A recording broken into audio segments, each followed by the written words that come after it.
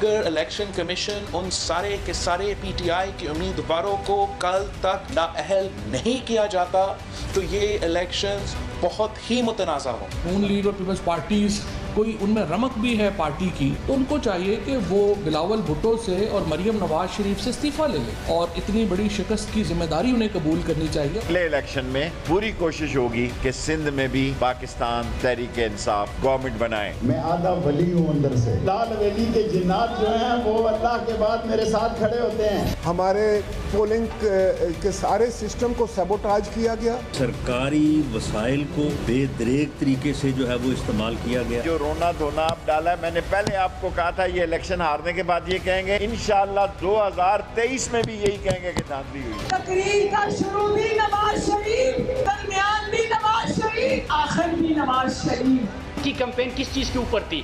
इमरान खान से आगाज, इमरान खान पे इख्तिताम। नवाज शरीफ साहब ने का एक ही एजेंडा है, anti army, anti establishment, anti Imran Khan. अगर वो पाकिस्तान आना चाहें तो फिलफौर उनको चार्टर जहाज दिया जा सकता है। अस्सलाम वालेकुम, आप देख रहे हैं ब्रेकिंग पॉइंट, मैं हूं मोहम्मद मालिक। चले कश्मीर इलेक्शन तो एक साइड पे हो गया, कोई मेरे नज़दीक तो कोई सरप्राइजिंग रिज़ल्ट्स नहीं थे। सबको अंदाज़ा था कि अगर ट्रेंड देखा जाए 2011 का, 2016 का, फिर अब 2021 का, तो हमेशा जो वफाक में गवर्नमेंट रही है जिस जमात की, उसी जमात ने इलेक्शन जीता है। बहुत सी वजूहत हैं, सिर्फ धांधली नहीं आप कह सकते। अगरचे वो तो वज़ीर आज़म जो मौजूदा वज़ीर आज़म है सरदार फ़ारूक हैदर साहब, उन्होंने ख़ुद भी ये नहीं कहा, और मैं भी आपको सुनाऊंगा। कुछ देर पहले मेरी उनसे बात हुई, उन्होंने मेरे से बात करते हुए यही कहा कि बहुत ज़्यादा माल चला है, लोग बिके हैं, ये है वो हुआ, लेकिन धांधली उन्होंने कहा जी इमरान खान ने की है। इस्टेब्लिशमेंट को उन्होंने ग्रीन चिट दी है। बड़ी इंटरेस्टिंग बात है। तो नज़र ये आ रहा है कि क्या फिर मरियम का बयानिया गलत था, what ever was going on. Result बड़े इंटरेस्टिंग थे। 25 सीट्स जीत गई है पीटीआई, सो अब वो अकेले गवर्नमेंट बना सकती है।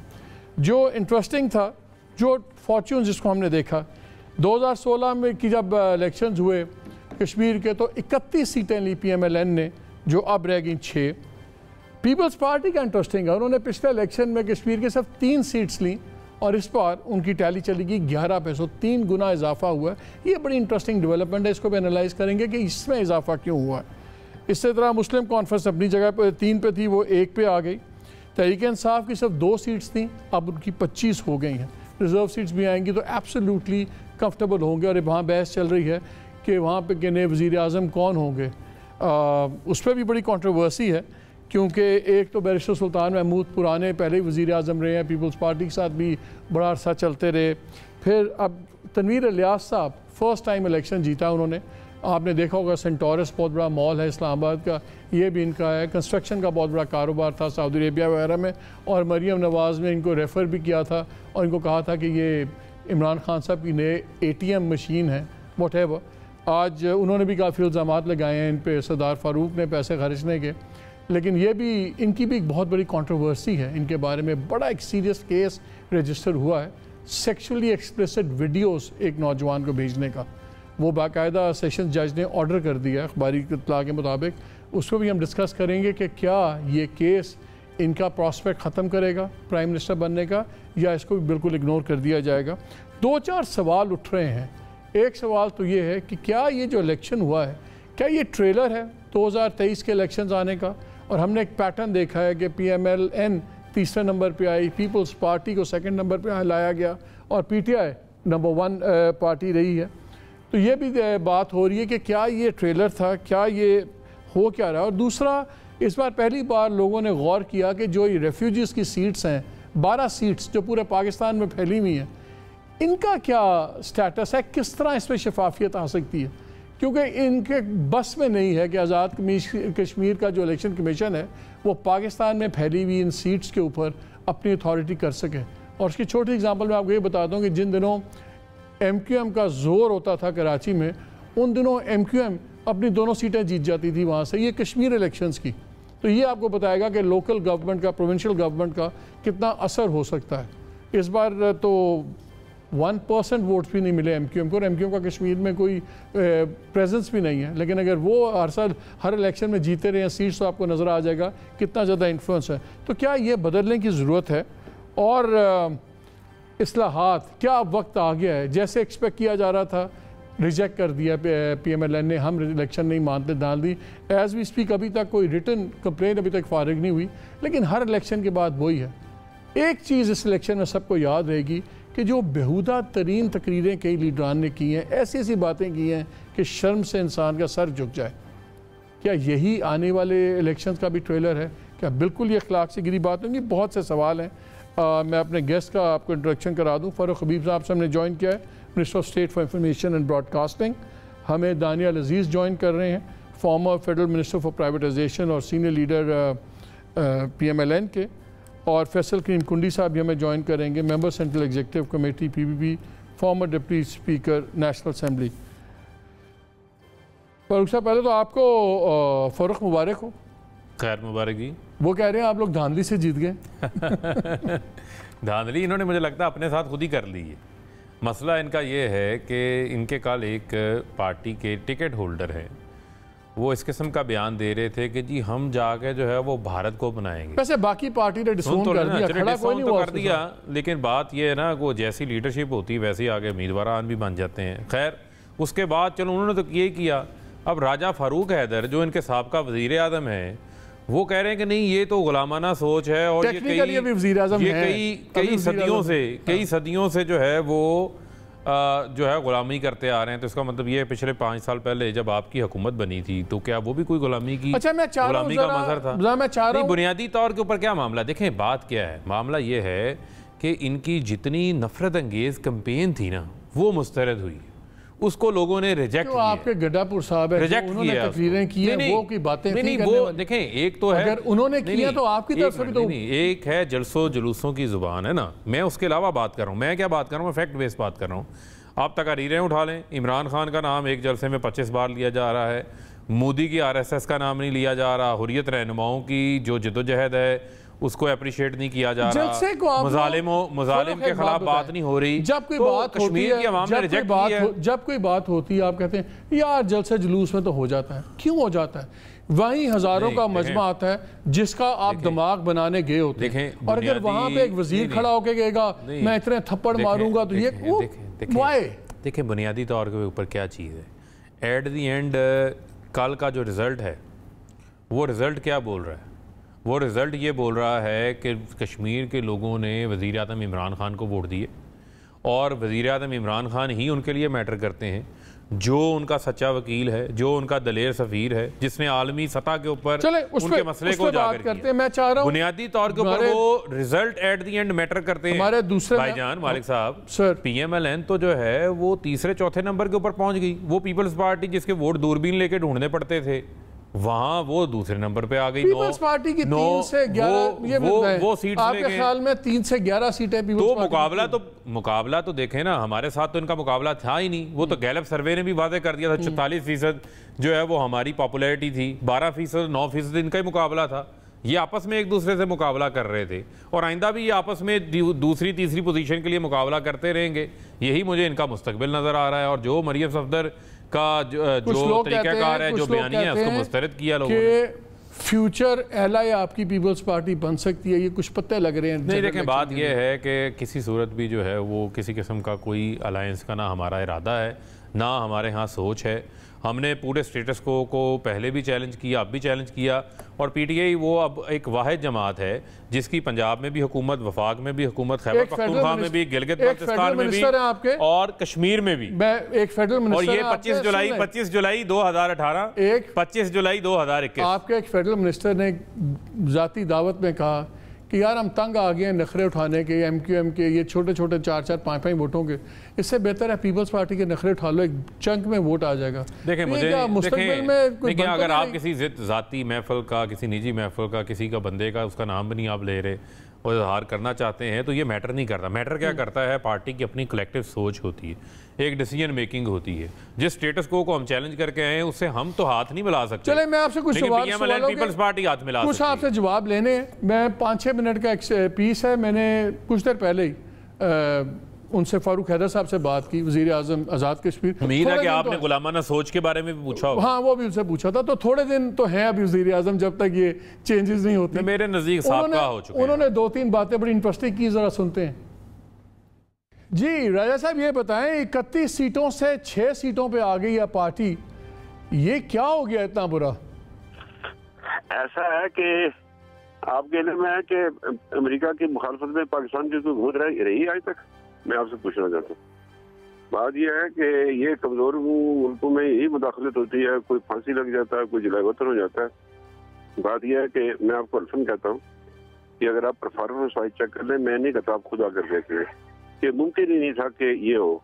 अब ये जो मनोवरिंग की है, इतनी जबरदस्त किस्म की किया है, एक हफ्ते के अंदर अंदर पैसा जिसका इस्तेमाल हुआ। अभी मैं इधर से गुजरा था, एक महाजर कैंप है, तो रात को 17 लाख रुपया वहाँ पर तकसीम किया, और उससे कोई 1 घंटा पहले वो एक जो था कैंडिडेट था, उसके घर वो खाना खा रहे थे, वो वापस गए 17 लाख, फिर किसी का पकड़े गए, इनको मार भी पड़ी और बेताशा पैसा इन्होंने खर्च किया। अब यह गुर्बत है। रसूल ने फरमाया था कि मैं गुर्बत की जिंदगी जिल्लत से अल्लाह से पनाह मांगता हूँ। एक तो इन्होंने ये किया। ये कौन सा महाजर कैंप था राजा साहब? जी ये मुजफ्फराबाद में, जी ये महाजर कैंप है मुजफ्फराबाद में, अपना बोर के पास है जी कैंप है जी। अच्छा, लेकिन राजा साहब कल आपने एक स्टेटमेंट दिया जिसमें आपने चैनल को कहते हुए कहा कि गुलामाना जहनियत से नहीं निकले। मैं आपको सुनवा देता हूँ, वो उस पर बड़ी बातचीत हो रही है कि आपने तो खुद कह दिया कि सारे बिक गए हैं। जरा ये सुन लीजिए।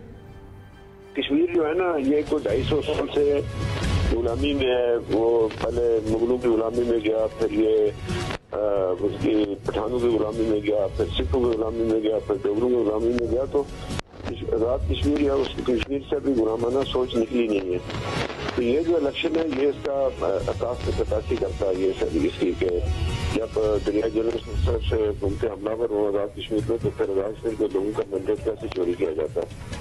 और ये चंद कुछ एक हफ्ते से जो कुछ इमरान खान साहब और उसके गुजरात जो कुछ आज़ाद कश्मीर में जैसा हमलावर थे, और उसने खराबी तो पैदा करने की, लेकिन फिर भी मैं समझता हूँ कि मरीम राज साहबा की क़यादत में जो यहाँ पर मुहिम चलाई हमने, अपना आज़ाद कश्मीर के लोगों ने कुछ न कुछ तो किया। ये तो राय साहब, ये फिर एस्टेब्लिशमेंट की वो चीज़ें नहीं हुई, ये तो फिर आप कह रहे हैं कि बिक गए लोग सारे।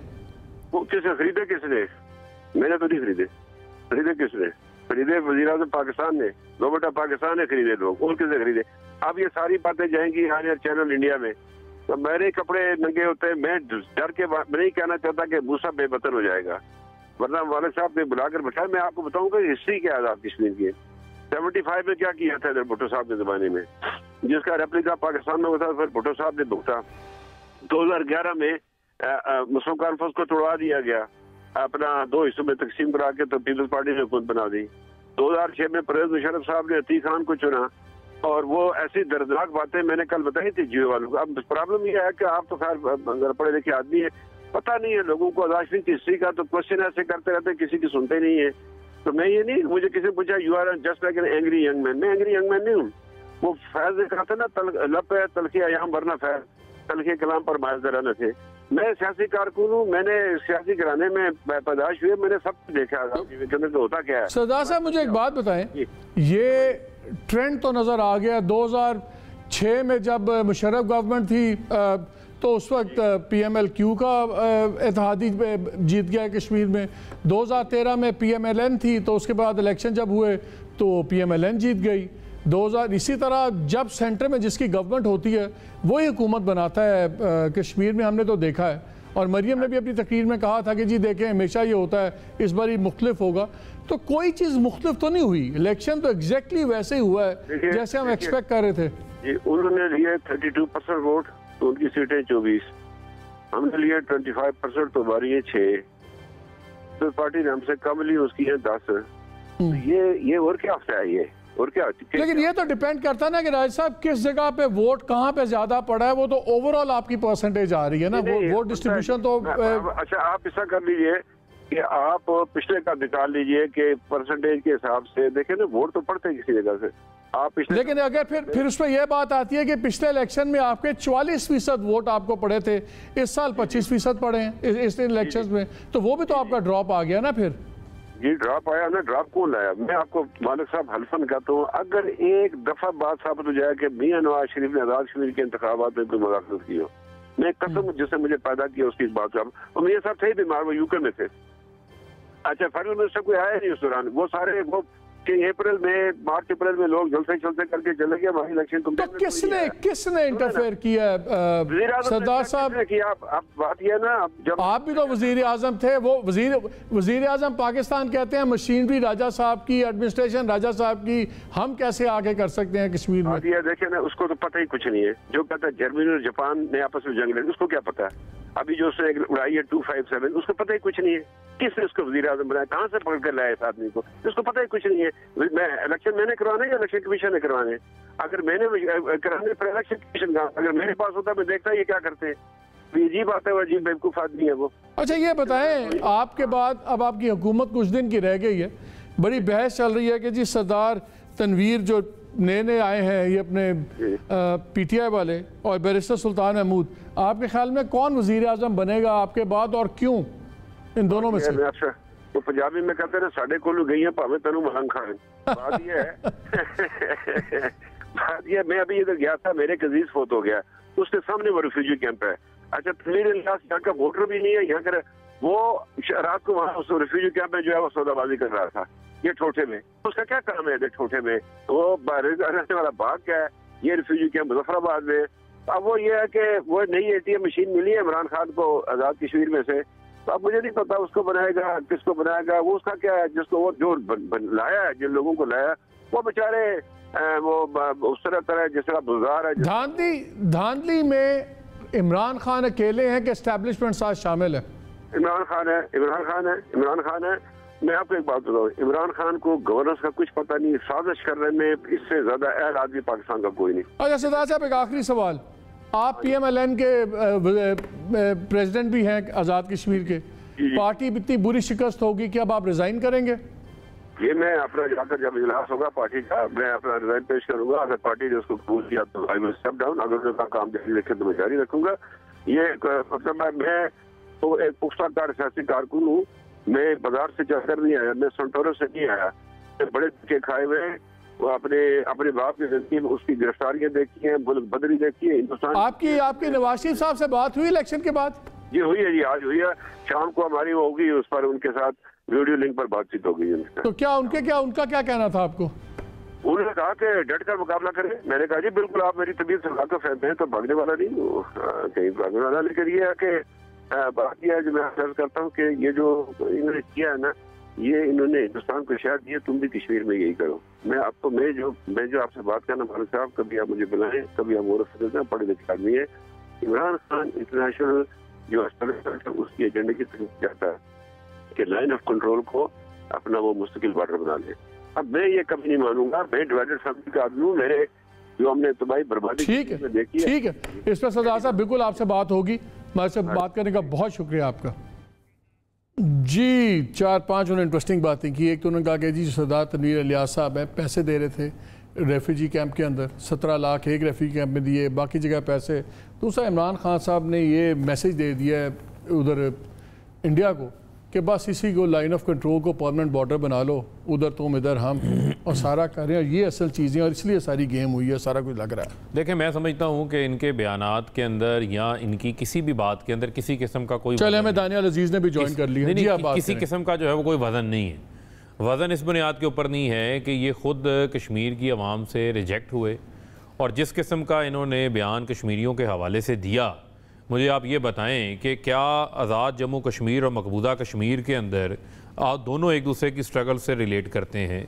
क्या जो है वो वहाँ से बुरहान वानी गुलाम था, मीर वाहिद उमर फारूक जो है गुलाम था। एक बात तो नहीं, एक मिनट मालिक साहब, एक मिनट रुक देना, आपके क्वेश्चन को ले लेते हैं ना। एक मिनट, 97 में हमारी कोई सीट नहीं थी, 2002 में हमारी एक सीट थी, 2008 में हमने बाइकआउट किया, 2013 में हमारी 30 सीटें थी मरकज़ में और केपी में हुकूमत थी, 2018 में हमारी अल्हम्दुलिल्लाह 2 सूबों में हुकूमत थी, वफाक में हुकूमत थी।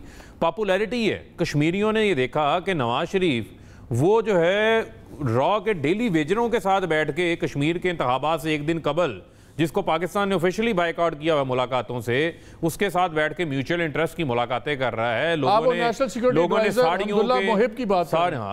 ने साड़ियों आमों के तोहफे शादियों पे आते जाते वो देखे हैं। जो मोदी ने वहां पर जुल्म ढाया है वो भी कश्मीर के लोगों ने देखा है। तो कश्मीर के लोगों ने इनसे नफरत का इजहार किया है, इमरान खान से अपनी मोहब्बत का इजहार किया है, प्यार का इजहार किया है। वो सर्वेस तो मैंने नहीं करवाए, वो वही गैलप के सर्वे हैं जो 2013 में इनके हक में भी आए थे, बाकी सालों में भी आते रहे हैं। आज ये उस सर्वे से पीछे नहीं भाग सकते। बुनियादी तौर पे मसला क्या है? बुनियादी तौर के ऊपर मसला इनका ये है कि मरियम सफदर नाकाम हुई, इनका धांधली का जो मंत्रा है वो नाकाम हुआ, और इनकी अपनी हिकमत अमलियां, इनकी कारकर्दगी नहीं थी वहां पर। 5 साल कश्मीरियों के लिए किया क्या इन्होंने वहां पर? दानियाल ये तो खुद अपनी सीट हार गए वहां से, राजा फारूक है। आज ये जो है वो इमरान खान के बारे में बात करते हैं। वजीर आज़म इमरान खान ने तो कश्मीरियों का जो मुकदमा है हकीकी तौर पे दुनिया में जाकर किया। मोदी RSS की वो उसकी दुखती रग है, पूरी दुनिया में उसको हॉन्ट करती है वो। दानियाल एक चीज बताएं, हमेशा एक तासुर ये होता है कि जी कश्मीर क्योंकि बड़ा सेंसिटिव, स्ट्रेटेजिकली सेंसिटिव एरिया है, इसलिए एस्टैब्लिशमेंट का हमेशा रोल होता है और बड़ा इंपॉर्टेंट होता है कि रावलपिंडी, इस्लामाबाद और मुजफ्फराबाद एक पेज पे हों। तो ये होता नहीं है कि अगर वफाक में कोई गवर्नमेंट हो तो अपोजिशन की गवर्नमेंट बने या रहने दी जाए, उसमें लॉजिकल सेंस भी बड़ी है। लेकिन अभी आपसे पहले बात हो रही थी आप ही के वज़ीर आज़म राजा फारूक हैदर साहब से, उन्होंने कहा जी इस्टेब्लिशमेंट ने कुछ नहीं किया, जो लोकल लेवल पे हुआ ख़रीद लिया, कोई बिक गए, कोई फलान थिंग हो गया।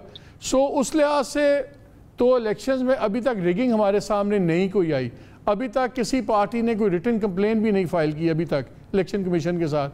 पहले क्विकली रिगिंग अगर है तो कहाँ है, किस एविडेंस में है? आपके पार्टी प्रेसिडेंट आज़ाद कश्मीर का भी कह रहा है कि ये मुकमुका हो गया, ख़रीद लिया, लोग बिक गए हैं, गुलामाना जहनियत है कश्मीरियों की। तो फिर लोगों को ब्लेम करें, फिर गवर्नमेंट पे ब्लेम बनता है क्या? नहीं, ऐसा नहीं है मेरे ख्याल में। शायद क्योंकि अभी ताज़ा इलेक्शन हुआ है, इनको मौका नहीं मिला ओवरऑल एनालिसिस करने का। लेकिन चूंकि मेरे हल्के में एक रेफ्यूजी सीट है, उसका नंबर है LS 37 जम्मू 4, और साथ में जो माशाल्लाह धुंध की टेक्नोलॉजी जब फेल हुई है तो उसके बाद ये काफी बिजी रहे हैं और इन्होंने एक नई टेक्नोलॉजी ईजाद की है। वो चूंकि मैं इकोनॉमिस्ट ट्रेंड हूँ तो हमारा काम है पैटर्न्स ढूंढना और स्टैटिस्टिकल एनालिसिस करना। ये ज्यादातर हमारे जो सियासी भाई हैं इनका इतनी तवज्जो नहीं होती इस तरफ, इसलिए मैं आपको पता है इनका पुराना खोजी हूँ, तो इनको पकड़ने के लिए मेरे लिए बड़ी आसानी होती है क्योंकि ये बेवकूफियां बहुत करते हैं। अभी आप देखें, हैरानगी की बात है कि मेरे सिलेक्शन में जो मेरे हल्के में हुआ है LA 37 जम्मू 4 में, इसमें जो टर्नआउट है वो माशाल्लाह 65.3% है। अब 65.3% बजाते खुद बहुत हाई है। मैं आपको बताता हूँ, जो लोकल काउंसिल का इलेक्शन होता है जिसमें कहते हैं एक कहावत बनी हुई है कि कब्र में भी से निकाल के ले आते हैं लोगों को वोट डालने के लिए, उसमें मैक्सिमम 42 या 43%, 45% का टर्नआउट जाता है।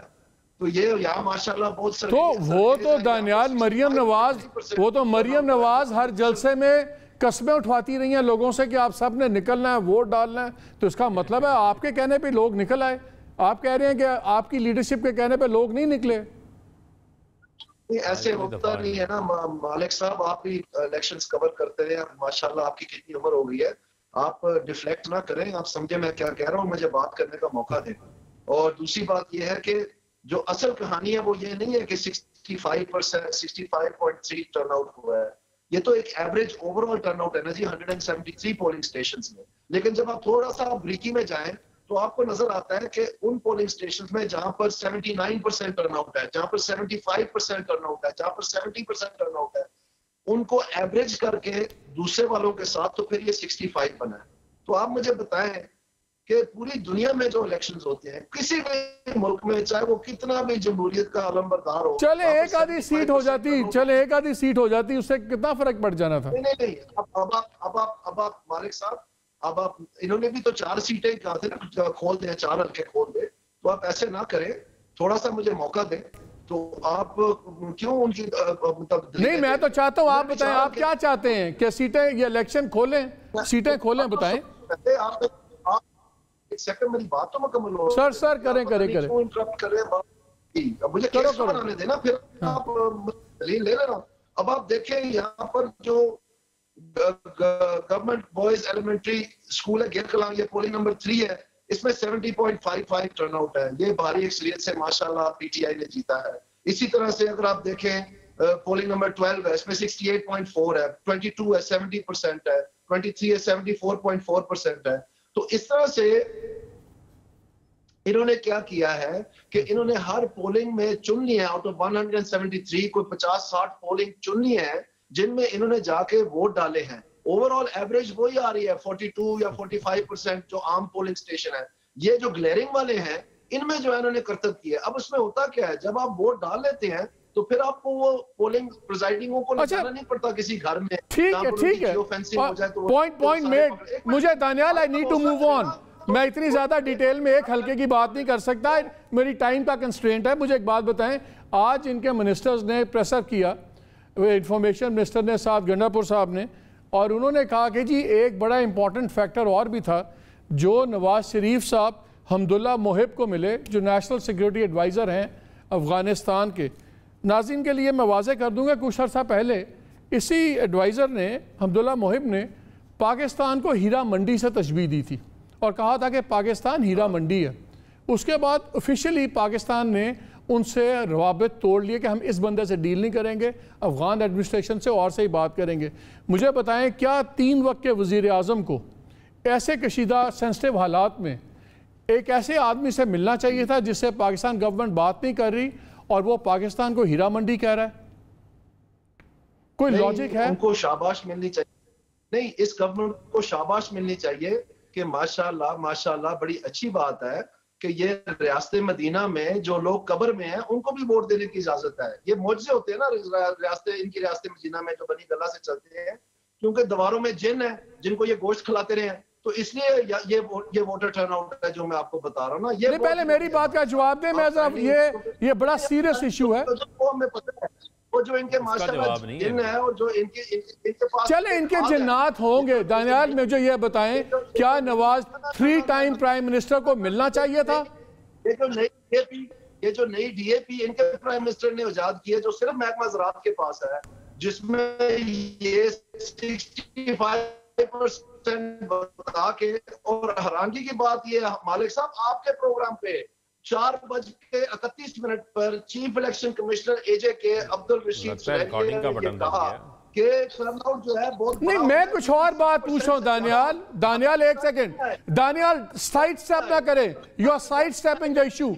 मेरा सवाल बड़ा सिंपल है, क्या 3 वक्त के वजीर आजम को उस शख्स से मिलना चाहिए जो पाकिस्तान को हीरा मंडी के, हाँ या ना में जवाब दें? पहले इसका जवाब दें, इलेक्शन छोड़े, पहले इसका जवाब दें मुझे।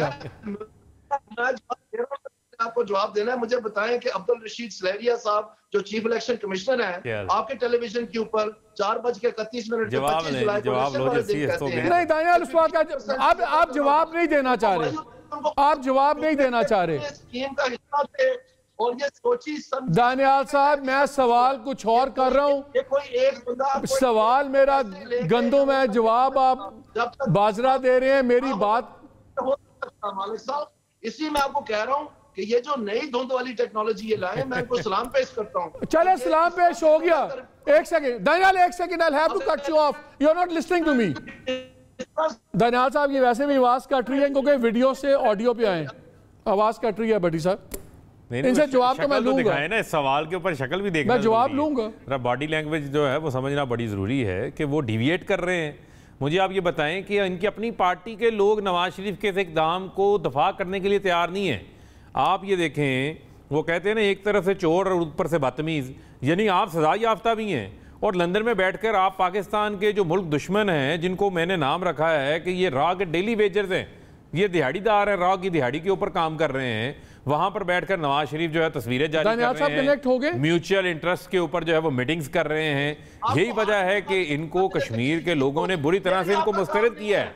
इसका कोई जवाब इनके पास नहीं है। ले लें जवाब, आप इनसे जवाब ले लें। दानियाल साहब, Daniyal will have to reconnect to you. आपकी आवाज टूट के आ रही है। मैं एक ब्रेक ले लेता हूं ताकि आप टेक्निकली इनकी आवाज ठीक हो जाए। ब्रेक के बाद आगे इसी बात को इसका मैं जवाब चाहता हूं। होता नाज़रीन ये है कि पूरी दुनिया में जो फॉर्मर हेड ऑफ गवर्नमेंट्स होते हैं, हेड ऑफ स्टेट्स होते हैं, जब फॉरेन पॉलिसी के मैटर्स होते हैं तो मौजूदा गवर्नमेंट के साथ मशवरा ज़रूर करते हैं, ब्रीफिंग ज़रूर लेते हैं, क्योंकि ये स्टेट के मामलात हैं, ये गवर्नमेंट के नहीं होते। तो अगर 3 टाइम प्राइम मिनिस्टर ऐसे शख्स को मिल रहे हैं तो उसकी कोई जस्टिफिकेशन होनी तो चाहिए। कोशिश करेंगे कि जवाब मिले इस ब्रेक के बाद।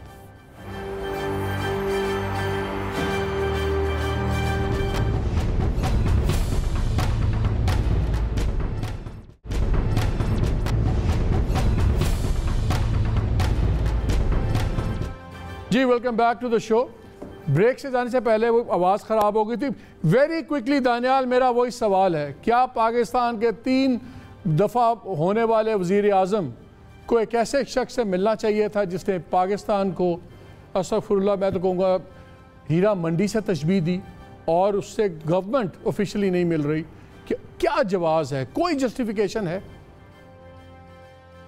देखें जी, बातें करनी तो मालिक साहब बड़ी आसान होती हैं। अभी ये लाहौर में ब्लास्ट हुआ है और गवर्नमेंट ऑफ पाकिस्तान यही जो आपके साथ बैठे हुए स्पोक्स पर्सन ये शुरू हो गए थे कि ये रॉ ने करवाया। साथ ही उसी सांस में कहते हैं कि जनाब हम मुलाकातें भी कर रहे हैं और हमारा डायलॉग भी चल रहा है। तो कहने का मकसद ये है कि आपको क्या पता किसने उनको कहा होगा या किस तरह ये मुलाकातें हुई हैं। अभी आप कह रहे हैं कि जी वो शायद खान अब्बासी साहब ने सैंक्शन की थी जब वो थे। तो ये चीजें चलती हैं जब आप इतने हाई टेंशन एनवायरनमेंट में है, आपको पता चल जाएगी इसकी सारी डिटेल आने वाले वक्त में। जो मैं सवाल पूछ रहा हूँ उसकी तरफ ही आए ना, इनका इसके साथ वैसे बात। एक सेकंड दानियाल, एक सेकंड। आपने कहा क्या पता उनको किसने कहा होगा? क्या नवाज शरीफ साहब लोगों के कहने पे चलते हैं, मुलाकातें करते हैं? मैं आपको पूछता हूँ कि क्या ये जो स्पोक्समैन है और क्या इसका जो वजीर आजम है, इनका लेवल है कि ये बातें करें? ये तो रखे हुए इन्होंने कटे और मुर्गियां मारने के लिए, दरख्त खिलाने के लिए। इनके साथ मैं क्या बात करूं? आपको नहीं पता? ये कोई कंप्यूटर कॉलेज बनाए, प्राइम मिनिस्टर हाउस में जाके को गवर्नर हाउस की दीवारें कराएं, आके वहां से झूठ बोले कि जी हमने तेल ढूंढ लिया बलोचिस्तान के किनारे पे, बस दुआ करें कि जी सऊदी अरेबिया रिफाइनरी। क्या आप में से किसी ने कहा आपकी गवर्नमेंट ने? देखें, वो कहते हैं क्या पता किसी ने कहा हो, उनकी नॉलेज इतनी सी है, उनको भाई सीधा कहें कि मोदी ने कहा था, मोदी ने ईमेल की, उन्होंने रॉ ने मुलाकात अरेंज कराई, आपने मुलाकात कर ली। आप तो जो आप उसके साथ देवल के साथ भी मुलाकात कर लेते थे, जो रॉ का इनका हेड है, आप जिंदाल के साथ भी खुफिया मुलाकातें करते थे, मोदी के साथ भी खुफिया मुलाकातें करते थे। किसी को क्या पता क्या बात हुई, लेकिन एजेंडा म्यूचुअल इंटरेस्ट जो है वो पाकिस्तान मुखालिफ ही होगा, क्योंकि नवाज शरीफ वहां से बैठ के तकरीरें करते हैं, वो कौन सा कोई पाकिस्तान के हामी तकरीरें करते हैं। चले, इस पे तो मुझे जवाब नहीं मिला, लेकिन इनके पास इस हवाले से कोई जवाब नहीं है। दूसरा बात जो भी ये ठप्पो की बात कर रहे थे, स्टफिंग होगी, मसला इनके पास ये है कि अब ये नारोवाल से भी इलेक्शन हार गए, ये और एहसन इकबाल वहाँ से बैठे थे, वहाँ से पीटीआई जीत गई, सियालकोट से पीटीआई जीत गई, गुजरांवाला से पीटीआई जीत गई, सारी इनकी सेंट्रल पंजाब से जहाँ ये कहते थे जी हमारी बड़ी तादाद है, वहाँ से ये हार गए हैं। अब ये कह रहे हैं जी कि स्टफिंग हो गई। ओ भाई, आपके पोलिंग एजेंट्स क्या कर रहे थे? वहाँ पर चने खा रहे थे, आम बेच रहे थे। आपके पोलिंग एजेंटों को नहीं पता चला? एक सेकंड, ये तो फिर आपकी नाकामी है। मेरा आपके पास सेटअप ही नहीं है आप स्टफिंग को रोक सके। आपको शिकस्त हो गई, हार हो गई, आप उसको छुपाने के लिए। एक सेकंड, एक बड़ा इंपॉर्टेंट इशू है Daniyal, I want your patience on this also, क्योंकि बड़ा इंपॉर्टेंट इशू है और मैं चाहता वक्त थोड़ा ज़ाया हो जाए। बात चल रही है कि बैरिस्टर सुल्तान महमूद या तनवीर इलियास सदारत, इन दोनों में से एक वज़ीर आज़म चुने जाएंगे, और आपके वज़ीर जो हैं फवाद चौधरी ने कहा जी वज़ीर आज़म फ़ैसला करेंगे। मैं एक चीज़ शेयर करना चाहता हूँ, जुलाई 8 की खबर भी है डॉन की बड़ी डिटेल में, कि एडिशनल सेशन जज इस्लामाबाद के हैं मोहम्मद अता रब्बानी साहब, उन्होंने ऑर्डर किया है केस फाइल करने का FIA को। एक पटिशन हुई, ख्वाजा फ़हीम साहब एक शख्स हैं, उन्होंने कहा जी मेरी इनसे मुलाकात हुई सेंटोरस मॉल में अक्टूबर 2019 में रमज़ान में, और इन्होंने मुझे फिर उसके बाद डिनर पे इनवाइट किया। जब मैंने डिनर किया तो उसके बाद इन्होंने मुझे सरदार तनवीर इलियास ने सेक्सुअली एक्सप्लिसिट वीडियोज़ एलिजिडली भेजना शुरू कर दिए, और यानी कि नाजेबा जो है इस शख्स को, उसने कंप्लेन की FIA की साइबर क्राइम को, और जब सेशन कोर्ट में केस आया तो FIA ने कहा कि जी हमने फोरेंसिक एनालिसिस कर लिया, ये डॉन की जुलाई 8 की खबर है, हमने फोरेंसिक कर लिया है और ये पटिशनर को मिले हैं वीडियोस जो जिस तरह वो क्लेम कर रहा है। तो अदालत ने कहा कि जी आप केस रजिस्टर करें, और अगर ये पटिशनर पे कल को कोई झूठ साबित हो तो आप इनको रगड़ें, वरना उनको रगड़ें। अब सरदार तनवीर इलियास साहब पे एडिशनल सेशन जज इस्लामाबाद का ऑर्डर है कि नाजेबा वीडियोज़ एक मर्द को भेजने का केस है, क्या वो अभी भी जब तक ये केस ख़त्म होगा उससे पहले आप उनको कंसिडर कर सकते हैं? देखिए बात ये है वज़ीर आज़म की पोस्ट की बात हो रही है। मालिक साहब सुन, देखें बात ये है कि हमारे पास वहाँ से अभी तक जो है वो 25 के करीब हमारे जो अरकान हैं जो मुंतखब हुए हैं। अब 25 में से 25 जो हैं वो अहल हैं कि प्राइम मिनिस्टर साहब ने जिसको नॉमिनेट कर देंगे वो इंशाल्लाह जो है वो फवाद चौधरी ने कहा कि इन दो के दरमियान में फैसला वज़ीर आज़म ने सुन लेना, जिसको नॉमिनेट कर देंगे वो आज़ाद जम्मू कश्मीर का जो है वो वज़ीर आज़म बन जाएगा। अब बुनियादी तौर के ऊपर choice is with prime minister, लोगों ने वोट भी वज़ीर आज़म इमरान खान को दिया है। जहां रह गई आप किसी पर्टिकुलर बंदे के हवाले से उसको पिन पॉइंट करके बात करते हैं, तो जो प्राइम मिनिस्टर साहब डिसीजन मेकिंग करते हैं तो उसमें जो है वो किसी एक शख्स को सामने रख के डिसीजन नहीं, मैं तो इस केस की बात ही नहीं कर रहा। मेरे तो इल्म में नहीं है ना ये केस, मैं आ रहा हूं दानियाल, मेरे तो इल्म में ये केस नहीं है ना, मुझे इसकी डिटेल्स का पता है, पता नहीं है किस स्टेज पे है, क्या है, किसने क्या इल्जाम लगाए हैं। लोगों के खिलाफ दरखास्तें भी देते हैं, अदालतों में भी जाते हैं, जब तक वो केस साबित नहीं होते उस वक्त तक आप किसी हतमी नताइज पे नहीं पहुंच सकते। हो सकता है कि किसी की शोहरत को टारगेट करने के लिए काम करवाया गया हो, ये पॉसिबिलिटीज अपनी जगह के ऊपर मौजूद है। फोरेंसिक रिपोर्ट है कि मिला है उसको उनके फोन से मिला। राजा फारूक हैदर की भी बड़ी खास मोहब्बत जो है वो मुझे सरदार तनवीर अलियास के साथ जो है वो नज़र आ रही थी, उनकी भी हो सकता है और बहुत सारे लोगों की भी हो। लेकिन बुनियादी तौर के ऊपर क्या मामला है? बुनियादी तौर पर यह है कि हमारे तमाम अरकान अहल हैं, वज़ीर आज़म साहब डिसीजन करेंगे, जिसको नॉमिनेट करेंगे तमाम लोग असम्बली के अंदर जो है उसको अपना आज़ाद जम्मू कश्मीर का वज़ीर आज़म मुंतखब करेंगे। ये बॉटम लाइन है। जी दानियाल, आप कुछ कहना चाहते हैं? कितनी प्यारी प्यारी बातें करते हैं ना। तो मालिक साहब खुदा का वास्ता है, आपको नहीं पता किसके पास पैसे ज्यादा है, किसको चुनना है? आपको पीटीआई का पता नहीं चला आज तक? तो आपके कौन से सपोर्टर गरीब हैं? आपकी पार्टी में कितने गरीब हैं? आपकी पार्टी में भी सारे पैसे वाले हैं। पैसे वाले नहीं है, जिन्होंने पब्लिक माल लूटा है वो हैं सारे पैसे वाले हैं, मनी लॉन्ड्रिंग तमाम टीटीओ वाले हैं, वो तो चाहे यहाँ पर जाली अकाउंट्स वाले हैं। आपकी पार्टी में भी हैं, पीपल्स पार्टी में भी हैं, सारी लोग। यहाँ तो म्यार अच्छा मैं जवाब देने दे, जवाब देने दे और उसको दानियाल को जवाब देने दे। नहीं, वो को जवाब होना भी तो चाहिए ना, कोई जवाब तो है कोई नहीं। अब तो हम इनके साथ अफसोस ही कर सकते हैं, इज़हार हमदर्दी कर सकते हैं कि ये पीपल्स पार्टी से भी पिछले नंबर पे आ गए हैं, पीपल्स पार्टी से भी बुरा हाल हो गया इनका।